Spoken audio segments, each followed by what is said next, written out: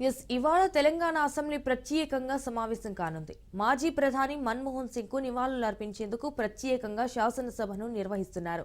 దేశాన్ని ఆర్థిక సంక్షోభం నుంచి బయటపడేసి అభివృద్ధి పదంలో పయనించేలా మార్గనిర్దేశం చేసిన మన్మోహన్ సింగ్ కు సభ నివాళులు అర్పించనుంది. అయితే ఈ సమావేశాలకు గులాబీ అధినేత కేసీఆర్ హాజరు కానున్నట్లు పార్టీ వర్గాలు తెలిపాయి.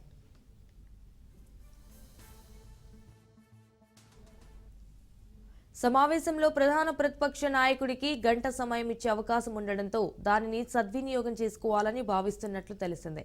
ఇటు మన్మోహన్ మృతికి కేసీఆర్ సంతాపం తెలియజేయడంతో పాటు దేశం ఆర్థికంగా క్లిష్ట సమయంలో ఉన్నప్పుడు మాజీ ప్రధాని పివి నరసింహారావు తెచ్చిన ఆర్థిక సంస్కరణలను అమలు చేయడంలో ఆర్థిక రంగ నిపుణుడుగా తన విద్యుత్తును ప్రదర్శించారని, పివి మనసు గెలిచిన మన్మోహన్ సింగ్ అనేక ఉన్నత శిఖరాలకు చేరుకున్న భారతమాత ముద్దుబిడ్డగా అభివర్ణించనున్నారు.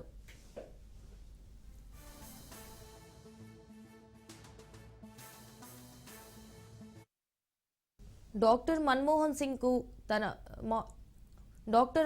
సింగ్ తో తనకున్న అనుబంధాన్ని అసెంబ్లీలో వివరించే అవకాశం ఉంది. తెలంగాణ ఉద్యమాన్ని, ప్రజల మనోభావాలను అర్థం చేసుకుని తెలంగాణ రాష్ట్ర ఏర్పాటుకు సంపూర్ణ మద్దతు ప్రకటించారని, ప్రధానిగా తెలంగాణ ఏర్పాటు సందర్భంగా వారందరినీ మద్దతును చేసిన కృషిని తెలంగాణ సమాజం సదా గుర్తించుకుంటుందనే అంశాన్ని అసెంబ్లీలో ప్రస్తావించనున్నట్లు సమాచారం.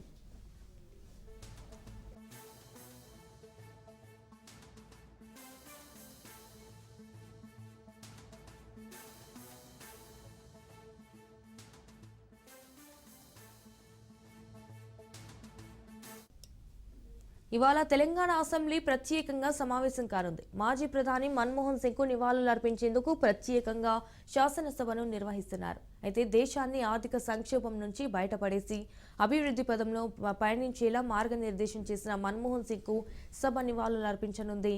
అయితే ఈ సమావేశాలకు గులాబీ అధినేత కేసీఆర్ హాజరు కానున్నట్లు పార్టీ వర్గాలు తెలిపాయి.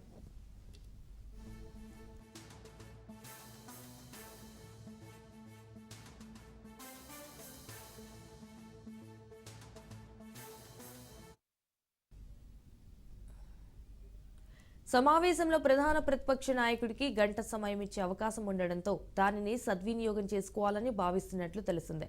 మన్మోహన్ మృతికి కేసీఆర్ సంతాపం తెలియజేయడంతో పాటు దేశం ఆర్థికంగా క్లిష్ట సమయంలో ఉన్నప్పుడు మాజీ ప్రధాని పివి నరసింహారావు తెచ్చిన ఆర్థిక సంస్కరణలను అమలు చేయడంలో ఆర్థిక రంగ నిపుణుడుగా తన విద్యుత్తును ప్రదర్శించారని, పివి మనసు గెలిచిన మన్మోహన్ సింగ్ అనేక ఉన్నత శిఖరాలకు చేరుకున్న భారతమాత ముద్దుబిడ్డగా అభివర్ణించనున్నారు.